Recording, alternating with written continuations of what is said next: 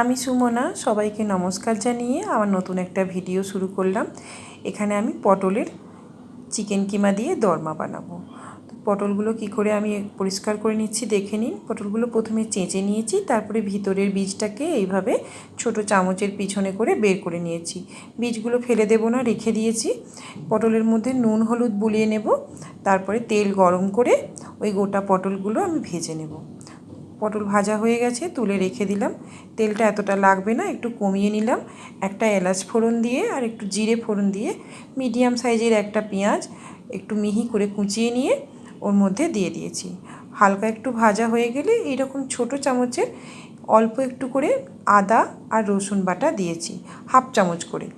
একটুখানি টমেটো কুচি আর দিয়ে দিলাম চিকেন কিমা। এটা আমি বাড়িতেই বানিয়েছি। চিকেনটাকে প্রথমে থেতো করে নিয়ে তারপর ছুরির সাহায্যে কেটে নিয়েছি। বীজটাকে এখানে কিন্তু বেটেও দিয়ে দিতে পারেন, আমি কিন্তু গোটাই দিয়ে দিলাম পুরের সাথে। এরপর একটু তেল দিয়ে দিলাম আর একটু, তারপরে দিয়ে দিলাম হলুদ গুঁড়ো, জিরে গুঁড়ো, লঙ্কার গুঁড়ো, ধনে গুঁড়ো। মশলাটাকে ভালোভাবে কষিয়ে নিয়ে একটু গরম মশলার গুঁড়ো দিলাম। এরপর আমি এখানে লবণ দিয়ে পুরটাকে আর একটু নাড়াচাড়া করে নামিয়ে রাখবো। পুরটা নামিয়ে নেওয়ার পর ওই পটল ভাজার যে তেলটা ছিল সেটাই আর একটু দিয়ে দিলাম। দুটো তেজপাতা ফোড়ন দিয়ে গরম মশলা গুঁড়ো দিলাম। গরম মশলার গুঁড়ো প্রথমেই দেন বা শেষেই দেন, গরম মশলার গুঁড়োর ফ্লেভার সবসময়ই থাকবে।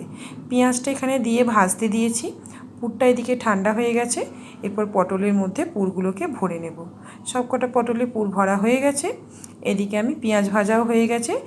রসুন বাটা আর আদা বাটা ওই ছোটো চামচেরই একদম চুড়ে চুড়ে দিয়েছি, ভর্তি ভর্তি।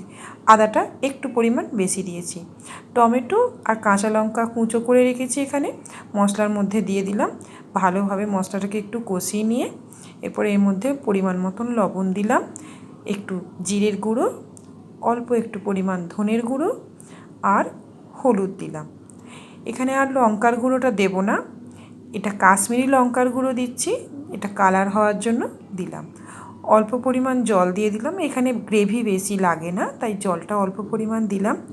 পটলগুলোর পুর ভরা হয়ে গেছে, তারপরেও কিন্তু আমার একটুখানি পুর বেঁচে গেছে। তো এটা আমি ফেলে দেবো না, এই মশলার মধ্যে দিয়ে দেবো, ফ্লেভারটা ডবল হয়ে যাবে।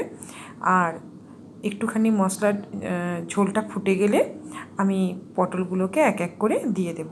তো এখানে পটলের মুখগুলোকে টুথপিকে করে মানে বন্ধ করার কোনো প্রয়োজন নেই, আমি এইভাবেই দিয়ে দেব। 2 থেকে 3 মিনিট ফুটিয়ে নিলেই একদম চিকেন কিমা দিয়ে পটলের দরমা রেডি হয়ে যাবে। তো ভিডিওটা কেমন লাগলো অবশ্যই জানাবেন। আর আমার ভিডিও দেখার জন্য সকলকে ধন্যবাদ। ভালো থাকবেন, সুস্থ থাকবেন।